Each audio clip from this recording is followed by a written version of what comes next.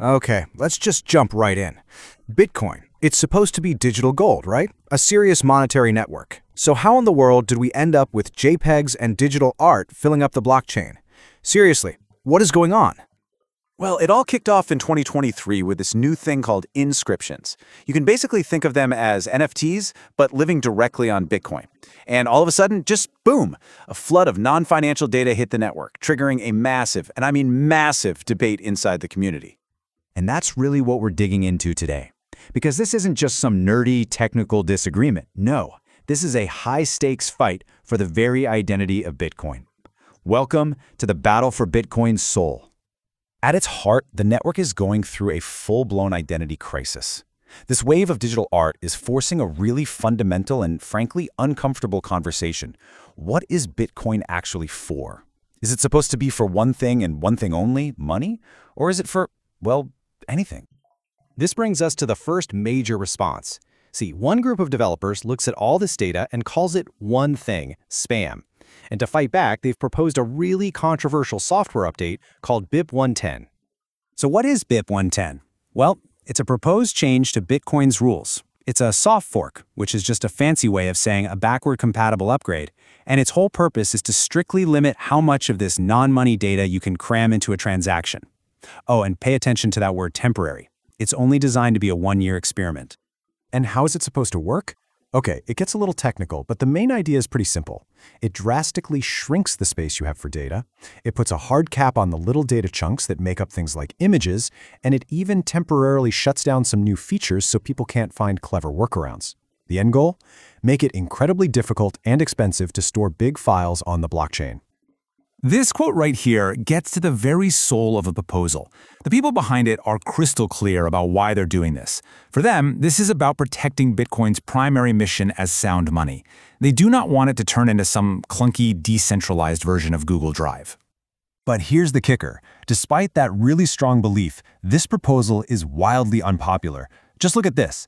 As of early 2026, less than 3%, not 30, 3%, of the network nodes are signaling support for it. This shows you this isn't some small disagreement. It's a deep, deep split in the community.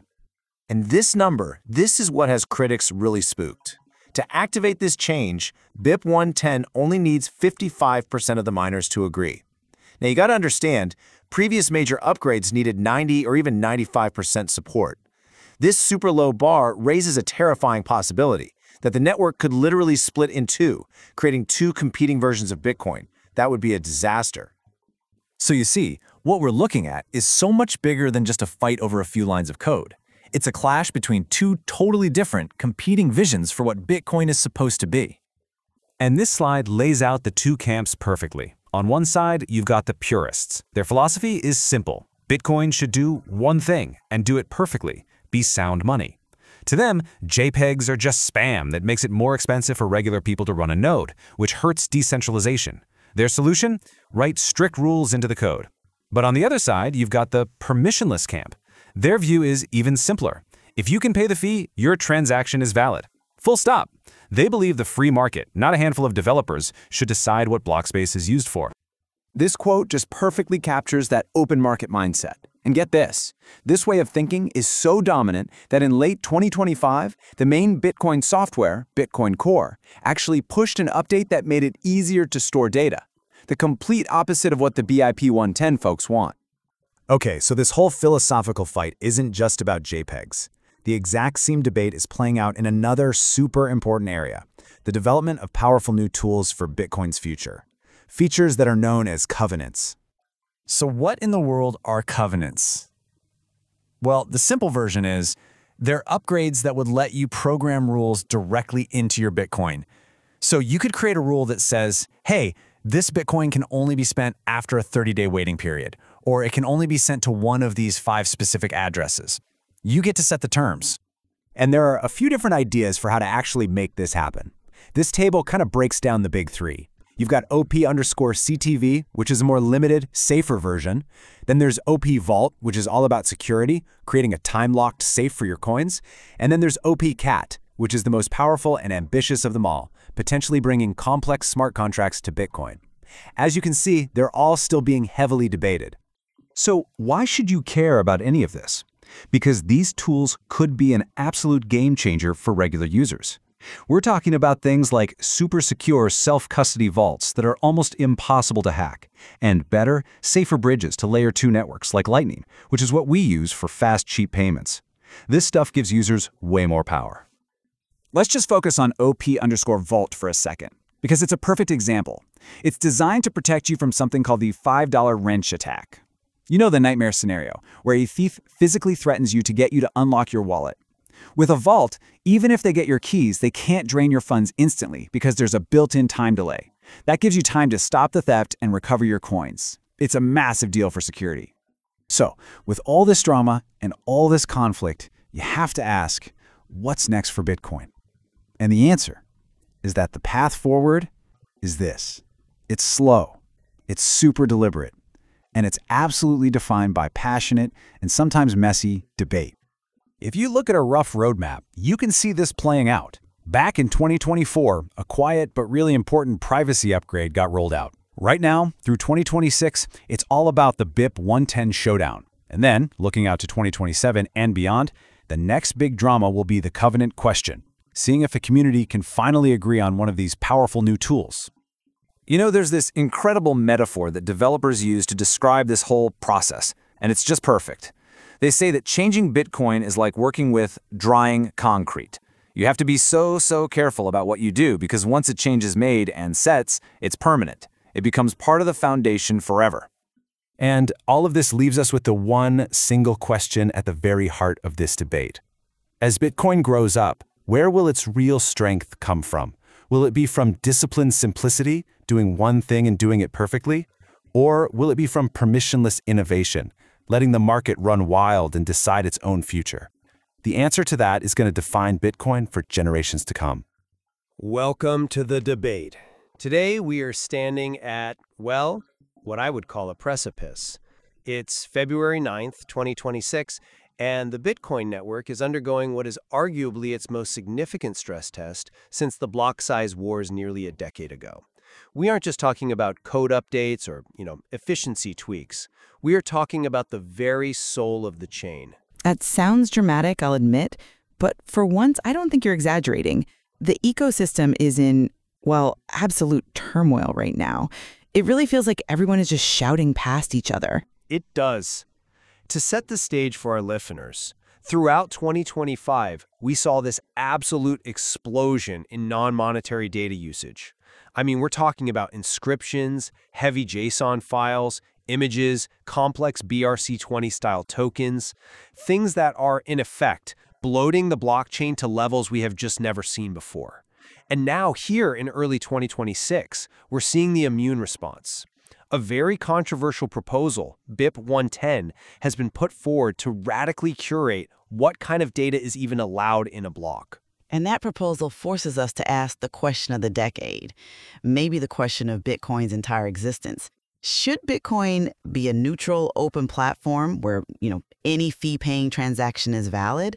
Or must it be a disciplined, purpose-driven monetary network that restricts so-called arbitrary data to preserve its own integrity? That is the core conflict. And I know where I stand. I'm approaching this from the preservationist perspective. I believe that without the kind of Stoic intervention proposed by BIP 110, we risk losing the monetary function of the network entirely to a tragedy of the commons. We are watching the commons be grazed to death. And I come at it from a different angle. I represent the market neutrality view. I believe that protocol-level restrictions on data are, well, they're indistinguishable from censorship. Once you start filtering packets based on their content rather than their validity, you break the fundamental promise of the entire system. And what's more, the activation path for this proposal, the way they want to turn it on, carries risks of a chain split that, frankly, I don't think the proponents are being honest about. Okay, let's get into it. I want to start with a concept from the Stoics, ascesis, or disciplined training. The idea is that an organism, or in this case, a decentralized network, has to strip away the superfluous to survive. Bitcoin's primary mission, its telos, is to be sound money. It is the separation of money and state. It is not and was never designed to be a global hard drive for JPEGs, a decentralized message board, or a playground for meme tokens. But that's the slippery slope, isn't it? Who gets to define superfluous? You? A small group of developers? The miners? The evidence defines it. I mean, we have spent the last 18 months watching witness data usage absolutely skyrocket. For listeners who might not track the technicals daily, let's just break that down. Witness data is the part of a transaction that holds the cryptographic signatures, the proof that you own the coins. When the SegWit upgrade happened years ago, this data was given a discount. It's cheaper to store witness data than regular transaction data. Right? It was a discount for security? Exactly. But what happened in 2025? Developers found a loophole. They realized they could exploit that discount to stuff the witness field with massive amounts of arbitrary data, pictures, code, text, because it was cheaper than putting it anywhere else. We've seen blocks full of data that serves no financial purpose, and that inflates the cost for node operators. And if the ledger fills with this garbage, running a node becomes too expensive for the average user. It forces the network into data centers. BIP 110, which was proposed back in December, is a temporary, one-year measure to just stop the bleeding. It's a necessary restriction to save the organism. I see why you think that, and I agree that the bloat is annoying. Nobody likes downloading terabytes of monkey pictures to verify their savings. But let me give you a different perspective. One man's spam is another man's critical data. You call it arbitrary, the market calls it valuable, and the evidence for that is that they are paying the fees to include it. But here is the massive contradiction in your argument. While you are calling for discipline, the dominant implementation of the protocol, Bitcoin Core, is moving in the exact opposite direction. You're referring to the core update from last fall? I am. Bitcoin Core version 0.30.0, released in October 2025, actually removed the default limit on OPR turn.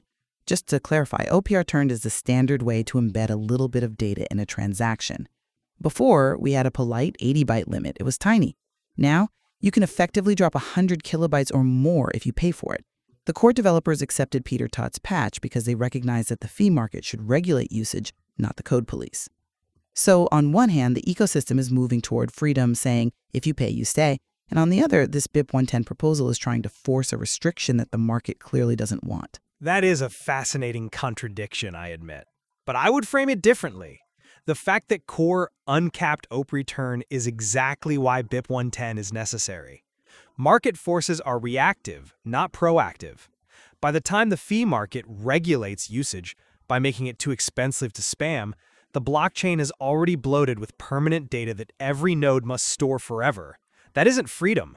That's imposing a perpetual tax on future node operators. BIP 110 is a defensive reaction. It's the immune system finally waking up. It's a dangerous reaction. Look at the activation threshold. BIP 110 activates at only 55% miner signaling. Which is a majority. Is a bare majority. Historically, for a change this big, we look for near unanimity, 90% or higher.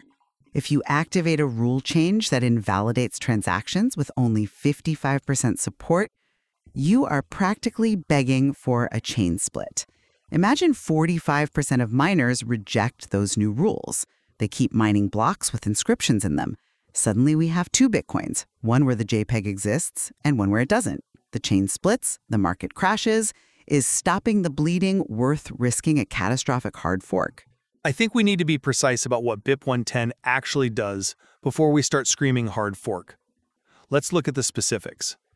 BIP 110 imposes a 34-byte limit on new output scripts and a 256-byte limit on witness chunks. It specifically targets the mechanism used for inscriptions, those megabyte-scale witness data hacks I mentioned earlier. You keep calling them hacks. They are valid consensus rules. The software allows it. It's like saying someone using a tax loophole is hacking the IRS. No, they're just reading the rules better than the authors wrote them.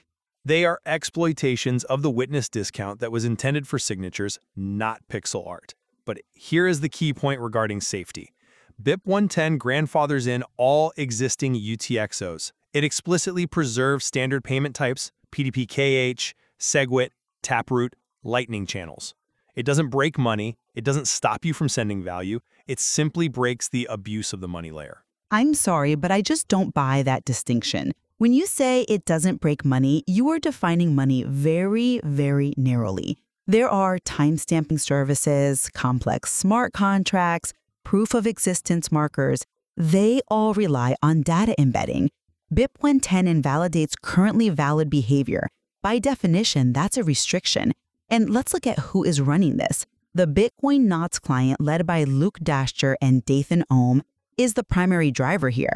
As of January 2026, only about 3% of nodes are signaling readiness for this. 3%!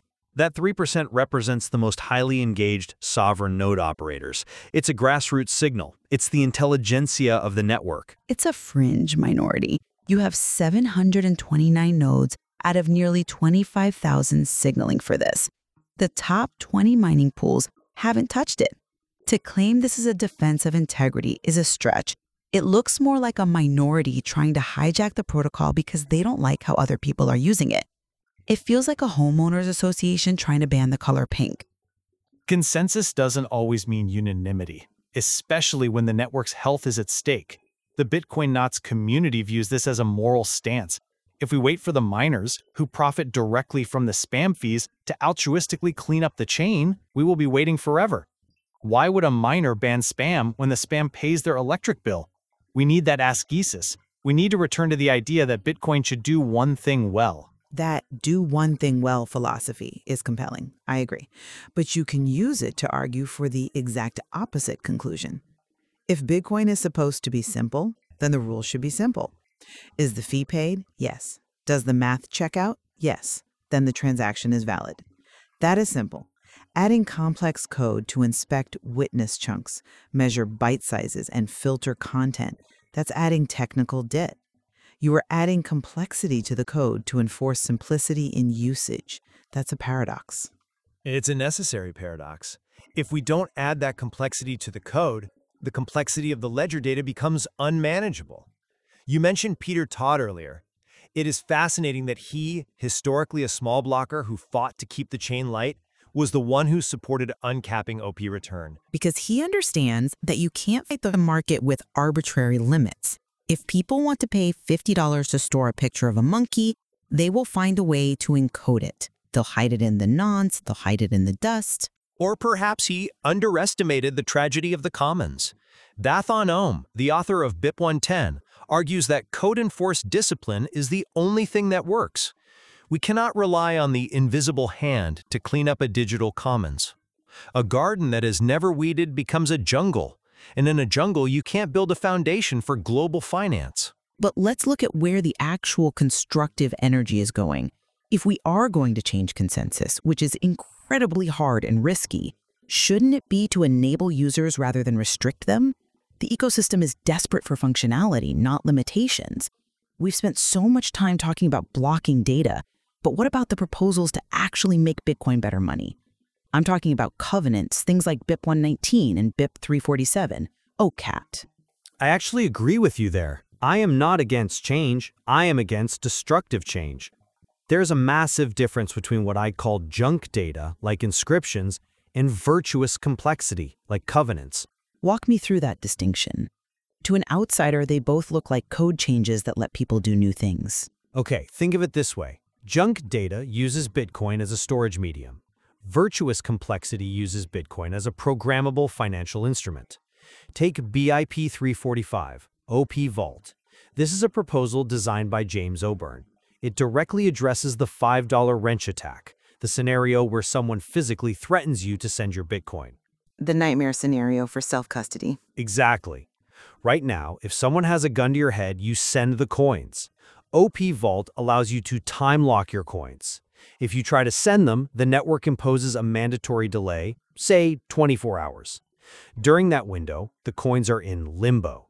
You can then use a predefined recovery key to sweep those coins back to safety. This enhances the money function. It makes Bitcoin a better store of value.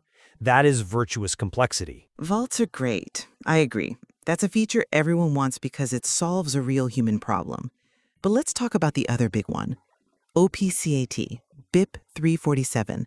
This is the proposal to re-enable an opcode that Satoshi himself disabled way back in 2010. Concatenate.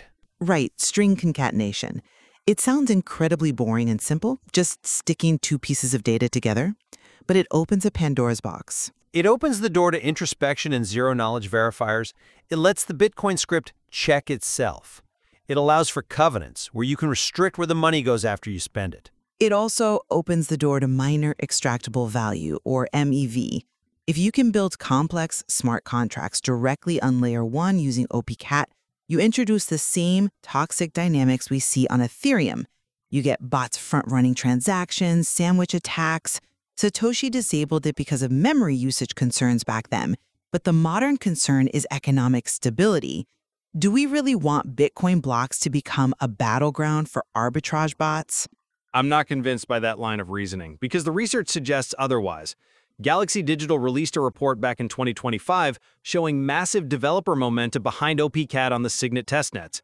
We saw tens of thousands of test transactions. The community wants these tools for trustless Layer 2 bridges and better self-custody. We can't let the fear of what might happen paralyze us from building tools that make Bitcoin more useful as money. But look at your position now.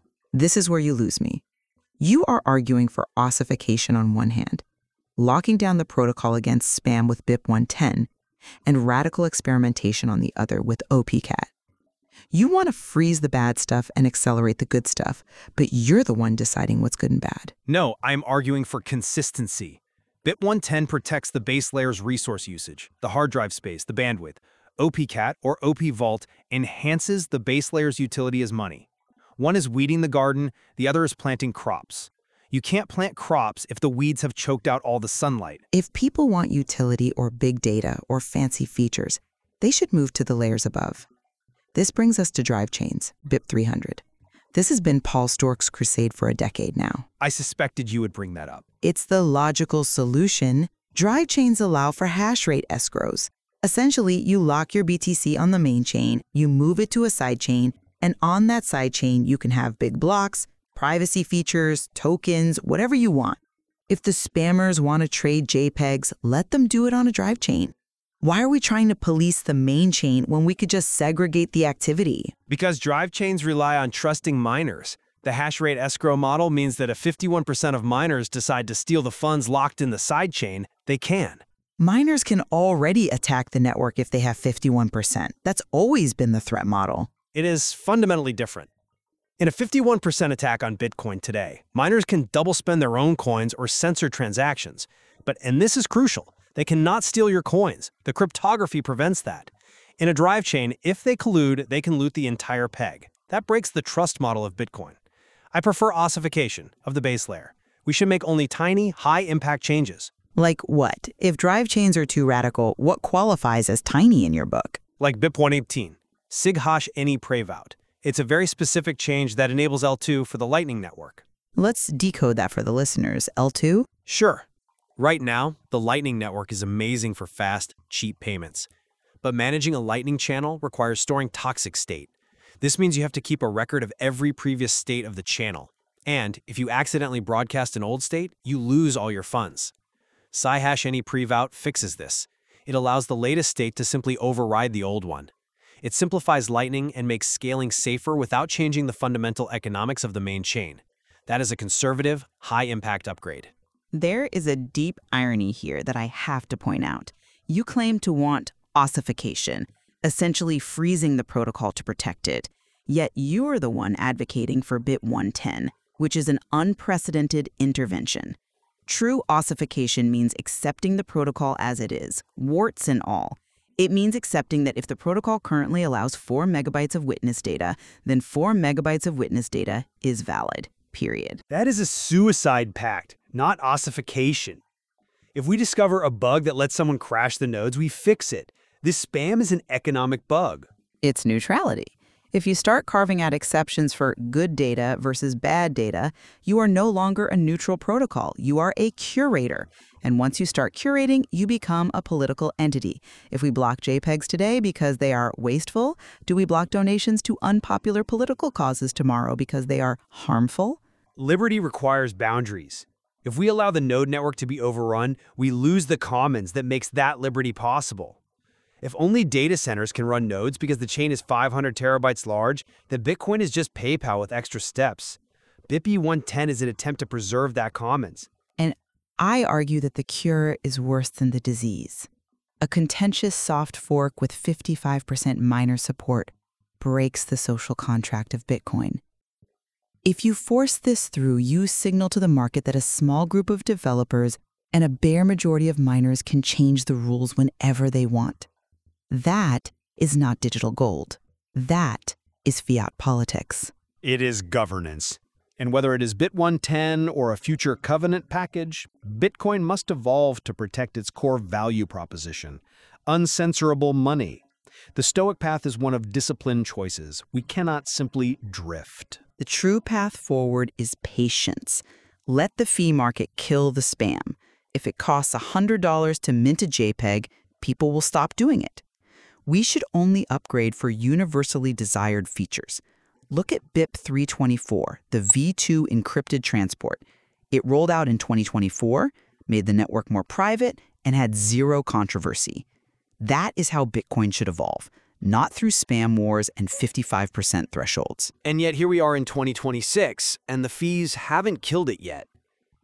The appetite for block space seems to be infinite. Give it time.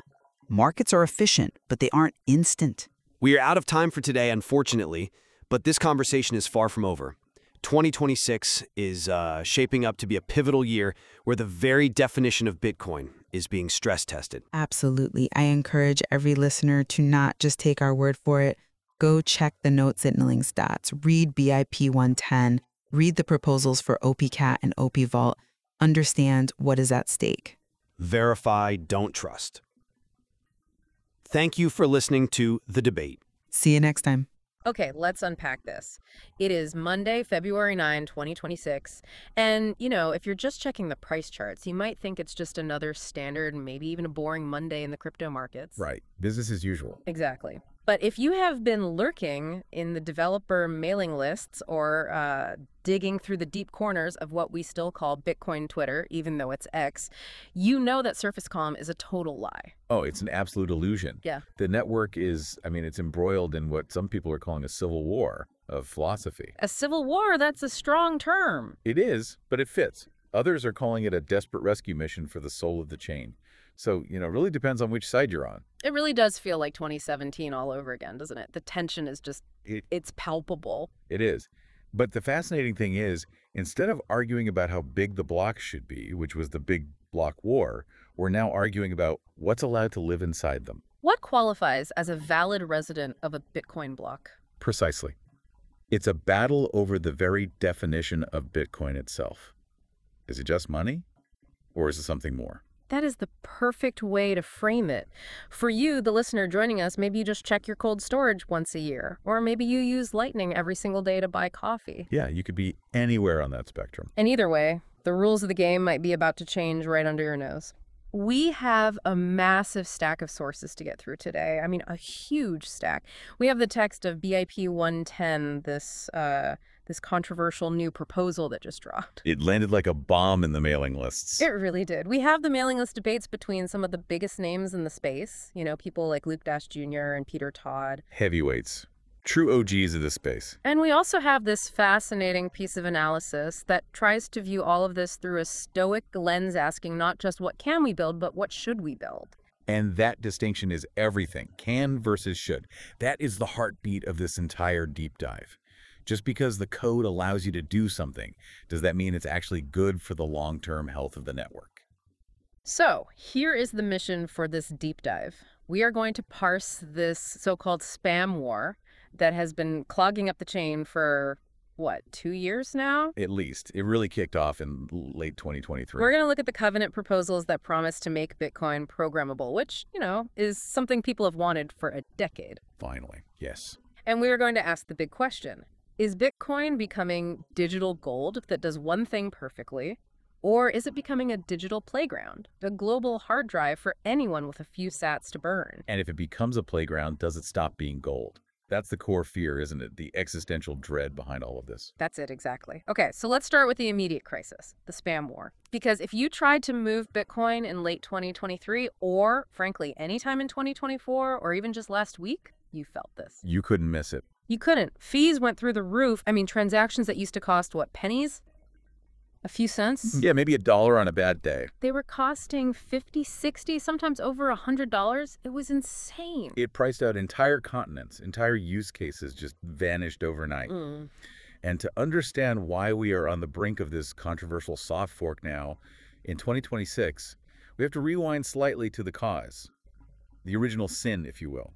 Inscriptions. Right, ordinals and inscriptions. And this started, it seemed innocent enough, or at least it was framed that way, a fun experiment. It was presented as a clever hack. People realized they could inscribe data images, text, JSON files. I think someone put a whole clone of Doom on there. They did. An entire video game. Directly onto the smallest unit of Bitcoin, a Satoshi. And technically, you have to admit, it was a brilliant piece of engineering. It was a very clever exploitation of the rules. Oh, absolutely. As a technical feat, it's fascinating. They utilized the witness data field. Now, for the listener, this was a part of the transaction structure that was introduced with the SegWit upgrade way back in 2007. Right, the other big civil war. The other big civil war, yes. And SegWit was designed to make transactions cheaper by offering a discount on the data used for signatures. The idea was to encourage people to use more secure, more efficient transaction types, right? That was the intention, yes. Yeah. The developers effectively put a discount sticker on the trunk of the car. They said, hey, if you put your signature data back here in the trunk, we'll only charge you 25% of the normal price for that space. They thought people would put their small suitcases there. And instead, people realized, hang on a second, if the trunk is 75% off, I can fit a JPEG of a pixelated monkey in there.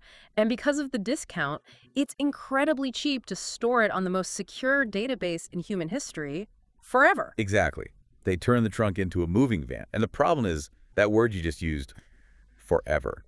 That is a tragedy of the commons. Explain that. Every single node operator, the guy running a Raspberry Pi in his basement in Ohio, just to verify his own transactions, the dissident running a node in a hostile regime over Tor, they all have to download and verify that monkey picture. Not just once. No, every time they sync a new node, they have to keep it on their hard drive forever. It becomes a permanent part of the shared history of the network. So the blockchain bloats. The size of the ledger just grows and grows at an accelerated rate. And as it grows, the hardware requirements to run a node go up. They go up. Your hard drive gets full, your internet bandwidth is consumed, and if those hardware requirements get too high, then the guy in the basement can't afford to run his own node anymore. He has to shut it off. He shuts it off. And suddenly, only data centers run by large corporations can afford to run Bitcoin. And if only data centers run Bitcoin, it is no longer censorship resistant. It's just PayPal with extra steps. If Amazon Web Services can shut down the majority of nodes with a flip of a switch, Bitcoin is dead. That is the nightmare scenario. That is the existential threat that the purists are talking about. And that brings us directly to BIP 110. This was proposed back in December 2025. And it's being championed by some very heavy hitters in the space, including Daimon and, of course, Luke Dash Jr. Luke has been warning about this spam issue for years. He feels vindicated, in a way. He's been the canary in the coal mine. So what is the actual proposal? Is it an outright ban on JPEGs? It's being framed as a temporary consensus soft fork. And I want to pause on that phrase because just that phrase alone, temporary soft fork, is bizarre in Bitcoin land. We don't do temporary. We don't do temporary. Usually when we upgrade the network, we do it for eternity. The rules are the rules. We don't do trial runs on the main net. It's seen as incredibly reckless. So it's a diet. It's a one-year crash diet for the blockchain to, break the habit? Precisely. That's a perfect analogy. Yeah. The proposal is to enforce strict, and I mean strict, limits on transaction data for a duration of exactly 1 year. The goal is to break the behavior pattern. The theory being that if you make it impossible to mint these inscriptions for a year, the market for them collapses, the hype dies down, the liquidity dries up, and maybe, just maybe, the network heals itself. And the fee market returns to some semblance of sanity. Okay, let's get into the mechanics. How does it physically stop me from uploading my data? If I want to put my wedding photo on the chain, how does BIP 110 actually stop me? It attacks the two main vectors that inscriptions use. First, and this is a big one, it introduces a new output script limit. It caps new transaction outputs at 34 bytes. 34 bytes. I want to pause on that number for a second. That is microscopic. That is tiny. It is minuscule. To give you some context, a standard tweet on X is 280 characters. This is roughly 10% of a tweet. You can't write a poem, you can't write a sentence, you can barely write a few words. So it's not like it's just trimming the fat, it's cutting it down to the bone. what can you actually do with only 34 bytes? You can pay people. That's it. A standard pay-to-public key hash address or a SegWit payment address, it fits perfectly inside that 34-byte limit. So it's laser focused on monetary transactions. Absolutely. It explicitly allows you to send money, but it leaves zero room for metadata, for messages, for art, for anything that isn't the core financial function. It strips the transaction down to its naked purpose. Okay, so that closes the front door. That stops people from just putting data in the main part of the transaction. But you mentioned the witness field earlier, the trunk of the car where everyone was hiding the JPEGs. Right, and BIP 110 addresses that directly. It caps the witness data at 256 bytes. 256. Yep. Now, previously under the old rules, you could theoretically fill almost the entire block, we're talking megabytes of data, into that witness field if you structured it correctly and paid the discounted fee. That's how we got those huge 3 MB blocks full of images back in 2024. And now, 256 bytes, that's nothing. You can't fit an image in that. You can't. It is just enough for a cryptographic signature, maybe a complicated multi-sig script, but it is absolutely not enough for an image or any significant amount of arbitrary data. It effectively sterilizes the witness field. It returns it to its original purpose. Exactly. Its original purpose was security, not storage.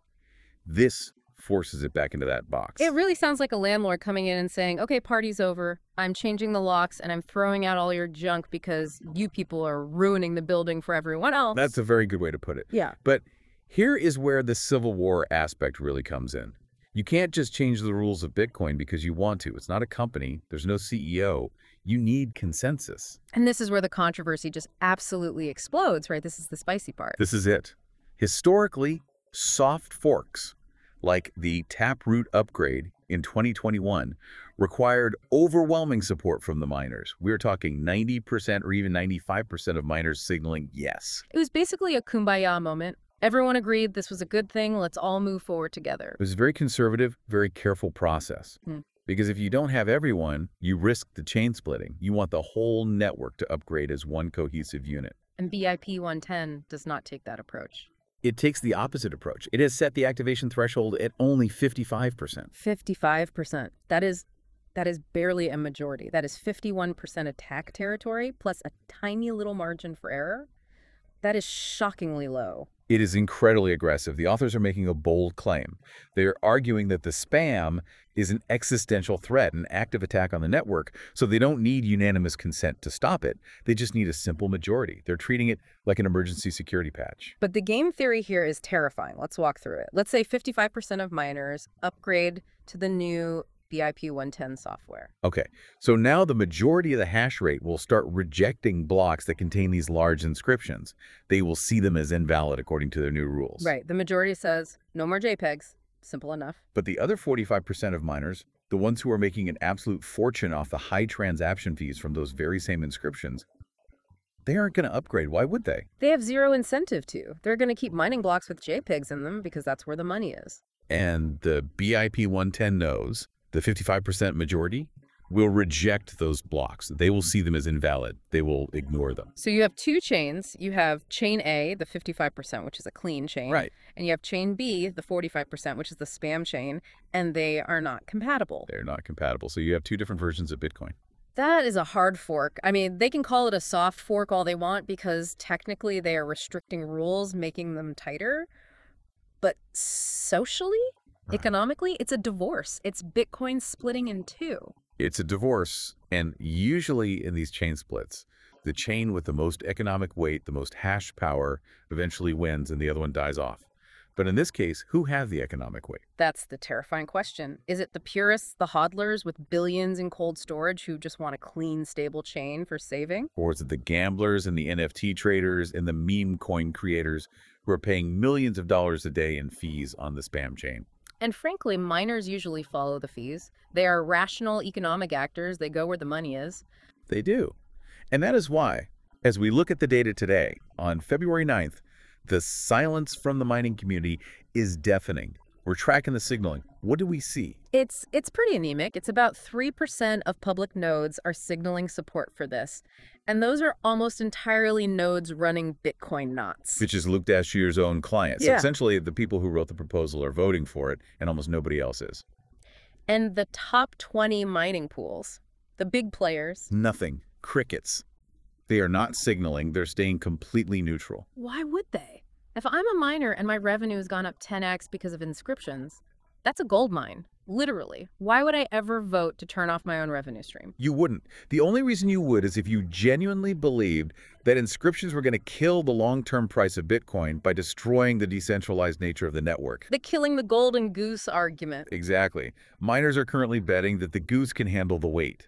The BIP 110 folks are screaming from the rooftops that the goose's back is breaking. So, as of today, it's a fringe movement, a very principled, very intelligent, very loud fringe, but a fringe nonetheless. That's right. But this brings us to the counter movement. Because while Luke Dash Jr. was trying to lock the door and throw away the key, another absolute legend in this space, Peter Todd, decided to rip the door clean off its hinges. The nuclear option. I mean, I loved this development. It was so chaotic, but as you said, so intellectually consistent with a certain worldview. It's pure, unadulterated free market absolutism. Tell us about the opreturn patch. This happened late last year, leading up to the release of Bitcoin Core version 0.30.0. So for years and years, there was sort of a gentleman's agreement in the Bitcoin Core code. There's a specific opcode called opreturn. Its only job is to do two things. One, mark a transaction output as unspendable, and two, store a little bit of data. And for a long time, it was capped at 80 bytes. Which is just enough for a short text memo. You know, for pizza last night, or a hash of a document to prove it existed at a certain time. Right. The idea was, we know people want to write some data on the chain, so let's give them a tiny controlled release valve so they don't get creative and start clogging up the rest of the transaction with their hacks. A designated graffiti wall. A very small, very clean graffiti wall. But Peter Todd looked at the inscription situation where people were bypassing opreturn completely and hacking the witness data instead. And he basically said, this is ridiculous. We are forcing people to use inefficient, ugly hacks because we put an arbitrary limit on the efficient, clean method. So his logic was, if they are going to store data on the chain anyway, let's at least make them do it in the part of the block that was actually designed for arbitrary data. Exactly. And let's charge them the full price for it. No discounts. Yeah. He submitted a patch that effectively uncaps opreturn. If you are running the latest version of Bitcoin Core right now, V0.30.0, your node will accept a transaction with an opreturn payload as big as the entire block, provided the sender pays the fee. If you pay, you play. That's it. It is pure free market libertarianism encoded into software. It says, space on the Bitcoin blockchain is a scarce commodity. If you value storing your cat photo more than I value sending a payment, and you outbid me in the fee market, you win. The protocol should not have a moral opinion on the data. It shouldn't judge. It should be neutral. This creates a massive schism in the software itself. It's not just a debate on Twitter anymore. If I run Bitcoin Knots, Luke Dash-Jr's client, my node is a gated community. It has strict HOA, there are rules, no ugly statues on the lawn. Right, a very low data limit. But if I run Bitcoin Core, which is what most of the network runs, my node is a public park. Anything goes as long as you pay the entrance fee. It's a perfect analogy. And currently, the miners are overwhelmingly running Core, or a modified version of it that is designed to maximize their profit. So the public park wins by default. The gated community can lock its gates, but they're just isolating themselves from the rest of the network's economic activity. This philosophical clash, censorship versus stewardship, it runs so deep. The sources we have mention this Stoic reflection on network resilience, and I really want to pull on that thread a bit. The Stoics believed in apatheia, equanimity, peace of mind. Yes, and this is where it gets really interesting. The argument there is, does Bitcoin have a character?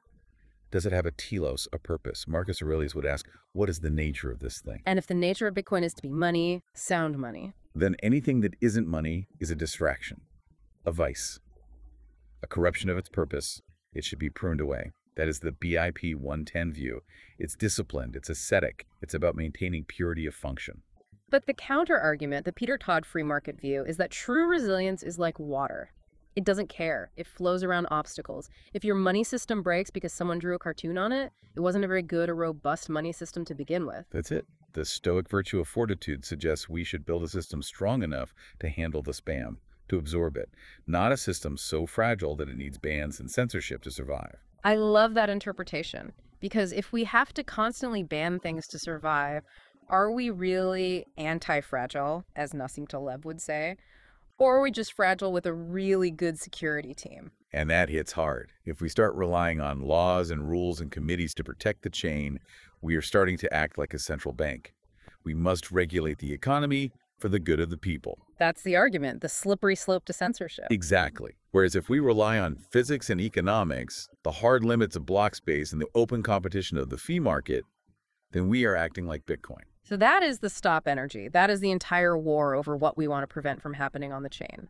But this deep dive isn't just about the defense, it's also about the offense, the future roadmap. Yeah. Because while everyone is fighting over JPEGs, there are 3 or 4 massive game-changing upgrades waiting in the wings that could change how we use Bitcoin on a fundamental level. This is what the developers are really excited about. The spam war is, to them, a lot of noise. Covenants are the signal. This is the constructive path forward. Covenant. It sounds biblical, it sounds heavy, but in Bitcoin terms, it just means programmable money, right? Effectively, yes. Right now, Bitcoin is push money. I sign a transaction, I push the money to your address. The second it confirms, it's yours. I have absolutely no more control over it. The coin has no memory of where it came from or where it's allowed to go next. It's a clean break. A very clean break. A covenant changes that. It lets me attach a set of rules to the coin itself. Rules that travel with it into the future. You're restricting its future. You're restricting the future spending conditions. Yeah. You are saying this coin can be spent, but only to this specific address, or only after this much time has passed, or only if these 2 specific people agree. You are programming the money's destiny. Okay, so let's look at the contenders, because there's a race happening here to see which covenant proposal gets adopted first. The first one is BIP 119, also known as OPC-TV. Check template verify. This is the conservative choice. It's been championed by a developer named Jeremy Rubin for years now. He's been incredibly patient. Think of CTV like a bus route. Explain that analogy. Okay. When you get on a city bus, you are moving across the city, but you aren't free to go wherever you want. You can't tell the driver, hey, let's take a detour to the beach. Right. The bus has a predefined template of stops. Stop A, stop B, stop C. Can't deviate. Exactly. OPC-TV lets you create a transaction that acts like that bus. You can put, say, 100 Bitcoin into a CTV protected address, and you can pre-program exactly where those coins can flow next. They can only go to address X or address Y, nowhere else. The path is set in stone. Why is that useful? It sounds incredibly restrictive. I want my money to be able to go anywhere. It is restrictive, but that restriction is what creates safety and, more importantly, scale. Yeah. Imagine a large exchange like Coinbase. They need to pay out 1,000 customers at once. Right now, they have to create a massive, bloated transaction with 1,000 different outputs. It's huge, it's slow, and it's very expensive. It clogs up the blockchain. It does. With CTV, they could send one single small transaction that represents all those 1,000 payments. That one transaction is just the bus leaving the station. And later, each of the 1,000 users can claim their funds from the bus when fees are low. It allows for incredibly efficient congestion control.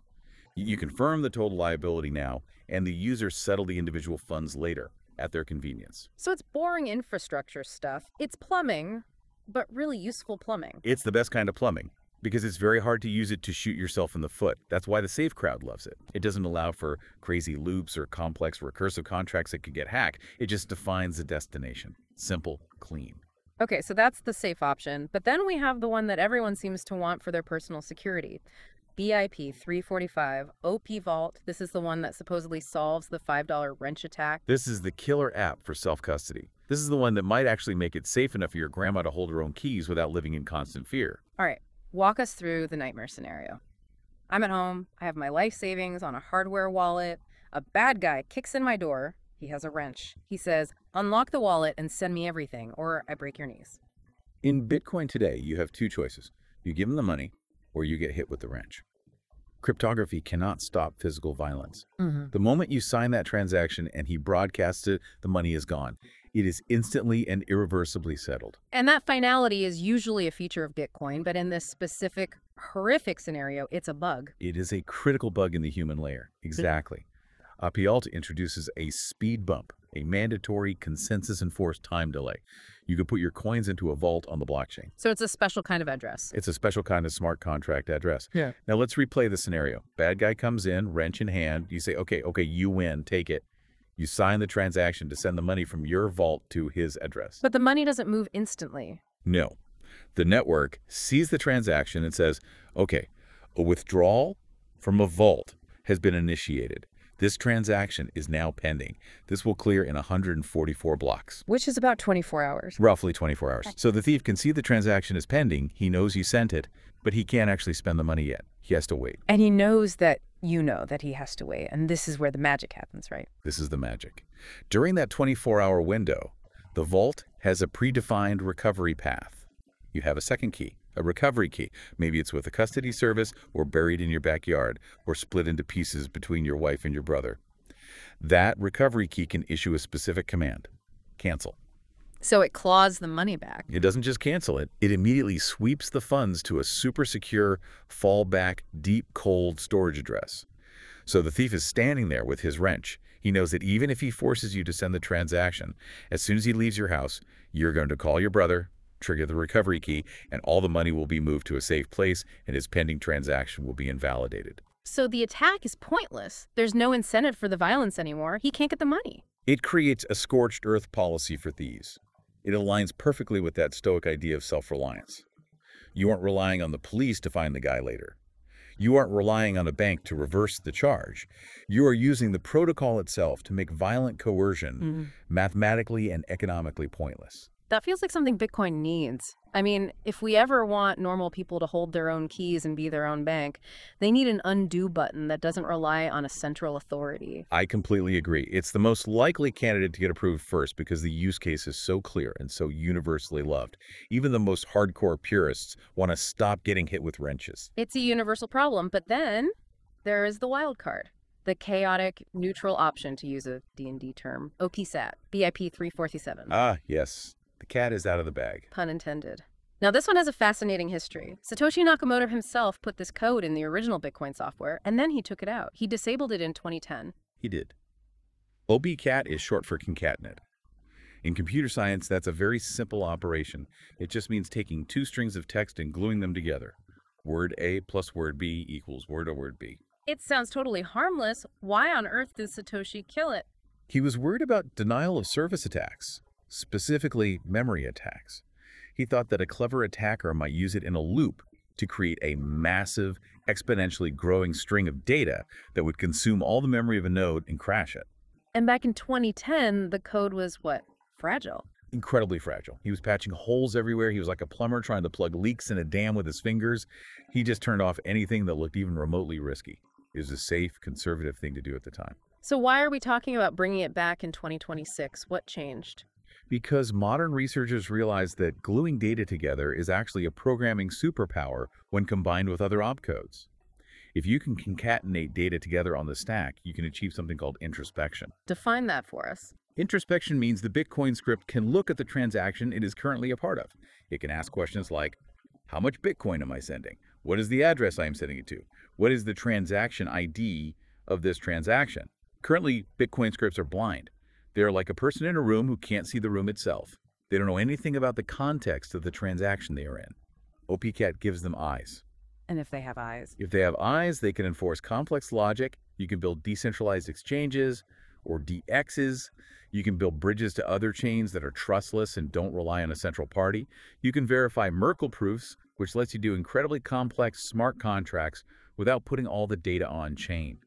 Essentially, OPCAT unlocks a huge chunk of Ethereum-style functionality, but on Bitcoin. And that's why the progressives love it. They see this as the key to unlocking DeFi on Bitcoin. They want to trade, swap, lend, and borrow without ever leaving the orange coin. We saw this play out in real time.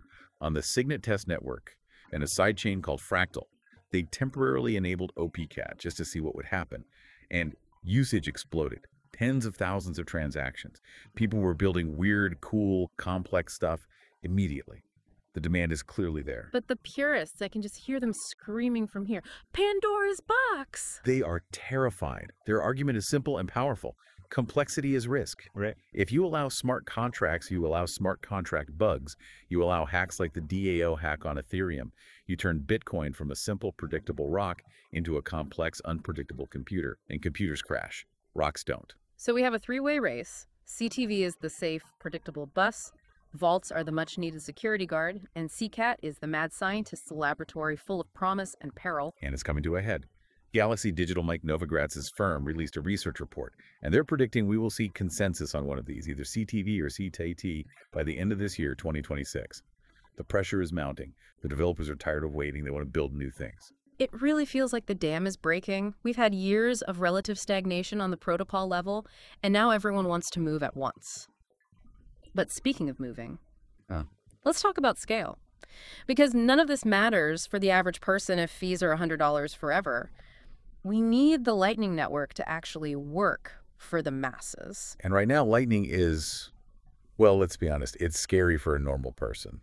It's an incredible piece of technology if you're a developer or a hobbyist, but for a regular user, it's intimidating. It is. I have to manage channels, I have to worry about inbound liquidity, and then there's this penalty mechanism that sounds like something out of a horror movie. The penalty mechanism is the current security model, and it's brutal. Here is how it works. If you and I open a Lightning channel, we are essentially swapping signed IOUs back and forth off-chain. If I try to cheat you, if I try to broadcast an old version of our balance where I had more money and you had less, you have a window of time to catch me. And if I catch you? You get everything. All the money in the channel, mine and yours. It's the death penalty for cheaters. Which, on the surface, sounds fair. Justice. Don't cheat. It sounds fair, but it's actually incredibly dangerous for you, the honest party. What if your computer crashes? What if your node goes offline? What if you accidentally broadcast an old state because you restored from a backup that was a week old? You didn't mean to cheat, but the network thinks you did. Boom, you lose all your funds. It's what they call toxic waste. You have to hold on to this old data that could cause you to lose everything if you misuse it. That risk makes it almost impossible to imagine putting your life savings in a Lightning channel. Exactly. You need to be online 24/7, or you have to hire a watchtower service to protect your funds for you. It's just too much mental overhead for the average person. So what's the fix? The roadmap points to BIP 118, a change called Siga Shani Pravat. Let's just call it APO for short. It's much easier. It enables a new, much simpler, much safer type of Lightning channel called L2. L2, as in L2, layer 2. Cute. It's a bit of a developer joke, yes. Yeah. The beauty of L2 is that it completely removes the death penalty. It gets rid of the toxic waste. If I try to cheat you by broadcasting an old state, you don't have to punish me. You simply broadcast a newer state. And the rules of L2 say that the newest state always wins. It just overrides the old one. So it's just an update mechanism, not a punishment mechanism. Yes. It's like saving a Word document on your computer. Version 2 replaces version 1. Version 3 replaces version 2. If I try to publish version 1, the blockchain just looks at your version 3 and says, nope, this one is newer, and it ignores my fraudulent attempt. No penalties. No risk of catastrophic fund loss from a simple mistake. No heart attacks. It creates what the proposal calls a virtuous simplification. To bring it back to the Stoics again, it removes the anxiety. It removes the need for constant vigilance. You don't have to live in fear of a technical glitch ruining you. It makes Lightning boring, safe, and much more scalable. That seems like a complete no-brainer. Why haven't we done this already? Because it requires a soft fork. And as we saw with the whole BIP 110 debate, doing soft forks is incredibly difficult and political right now. Everyone is paranoid about changing the base layer rules, even for a clear improvement like this. Paranoia seems to be the default state of the network right now. Which brings us to perhaps the most ambitious and some would say paranoid idea of all, drive chains. BIP 300. Paul Strzok's long-standing crusade. This idea has been around for nearly a decade, just waiting. The elevator pitch is incredibly compelling. Test everything, risk nothing. The idea is sidechains. You create a whole new blockchain, let's say a privacy chain that works like Monero, or a big blockchain that works like Bitcoin Cash, or a smart contract chain like Ethereum. But instead of it being a new altcoin with its own token, it uses actual Bitcoin. So I send my Bitcoin to some kind of a bridge address that then appears on the sidechain. I can use it there to do private transactions or run smart contracts, and then when I'm done, I bring it back to the main Bitcoin chain. That's the dream. It could potentially kill the entire altcoin market. Why use Solana if you can have a Solana sidechain that is secured by Bitcoin's hash rate? It sucks all the innovation and all the value back into the Bitcoin orbit. There's always a but. But the bridge. The bridge is always the problem. How do you ensure you can get your money back? In the drive chains proposal, the escrow holding the Bitcoin is controlled by the Bitcoin miners themselves. To withdraw your money from the sidechain back to the main chain, 51% of the Bitcoin miners have to agree to process your withdrawal. So I am trusting the miners not to steal my money. You are handing your money to a decentralized, anonymous, globally distributed group of mercenaries and hoping they don't collude to keep it. The critics, and there are many, say, if the sidechain gets too big, if there are billions and billions of dollars worth of Bitcoin locked in it, the temptation for miners to just censor the withdrawals and loot the pot becomes too high to ignore. It introduces a new trust assumption that doesn't exist in mainnet Bitcoin today. I don't have to trust miners not to steal my coins. I just have to trust them to follow the rules. Correct. Core developers, by and large, hate it for this reason. They see it as a massive systemic risk that could damage the credibility of the main chain. But the DeFi on Bitcoin crowd sees it as the only way to experiment and scale without breaking the base layer. It's a complete standoff. Is it wisdom to build a sandbox for dangerous toys? Or is it just impatience and FOMO for altcoin features? It feels like we are trying to do everything at once. We're trying to stop spam, enable covenants, fix lightning, and build sidechains. It's overwhelming. It is. But we should remember that while all these loud, contentious fights are happening, there are quiet victories that are stacking up in the background. Things that actually get done without a civil war. Let's give some credit where it's due. We have to talk about BIP 324. This is my favorite unsung hero of the last couple of years. It's deployed in 2024. It's called V2 Transport. Before this, all the traffic between Bitcoin nodes was unencrypted, right? It was plain text. Essentially, yes. If you were an internet service provider, or a government intelligence agency, or just a spy, you could look at internet traffic and say, that packet right there is a Bitcoin transaction being broadcast. It had a distinct, recognizable fingerprint. Which makes it incredibly easy to censor. A government could just issue an order to all ISPs, block all traffic that looks like Bitcoin. And they could do it easily. BIP 324 encrypts the connection between nodes. Now, Bitcoin traffic just looks like random garbage data. It's just noise. It is incredibly hard to distinguish it from a BitTorrent stream or a secure video call or an encrypted chat. It's camouflage for the whole network. It's a massive upgrade for privacy and censorship resistance. And you know what? Nobody fought about it. There was no civil war. It was just good, solid engineering that made the network darker and more resilient. That's a huge win.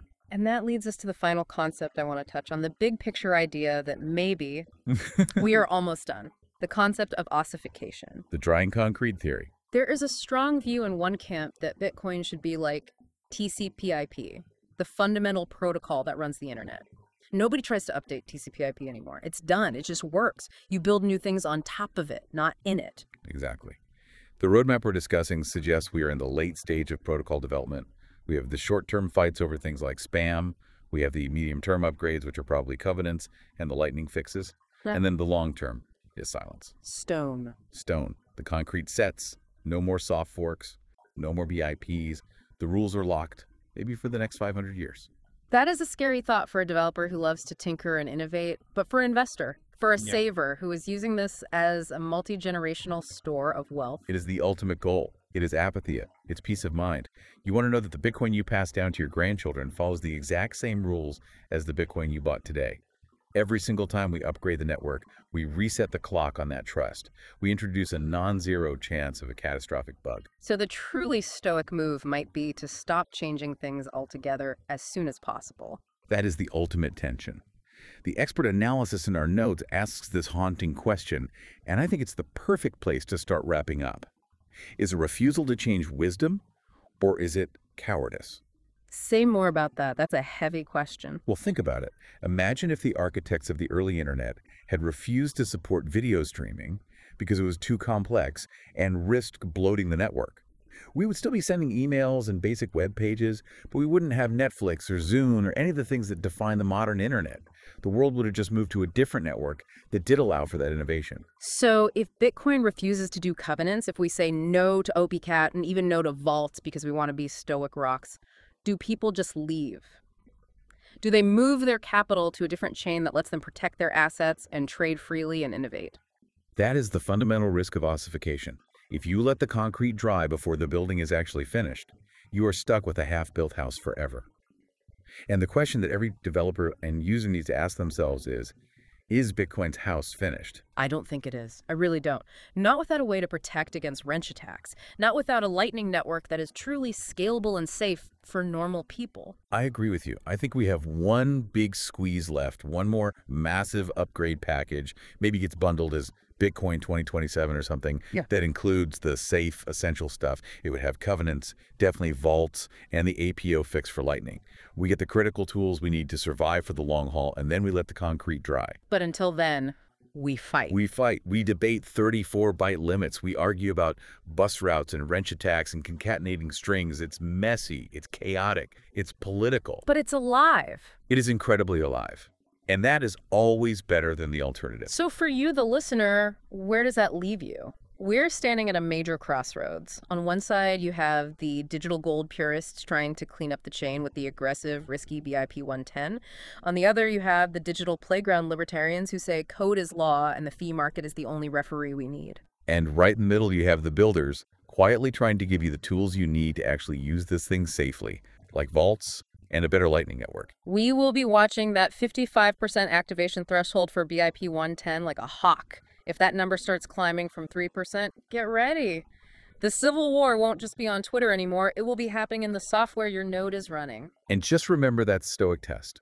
When you see a new proposal, a new BIP, a new argument, just ask yourself 2 questions. Is this necessary? And does this make the network more resilient, more anti-fragile? Or is it just adding complexity and risk? Don't get distracted by the monkey pictures. Look at the plumbing. That's where the future is really being built. Space Stoic out there. And on that note, we'll leave you with one final provocative thought to mull over. If we, as a community, choose not to adopt things like OPCAT because of this Stoic caution, are we truly protecting Bitcoin's soul? Or are we just afraid of the future? Is a refusal to evolve actually the biggest risk of all?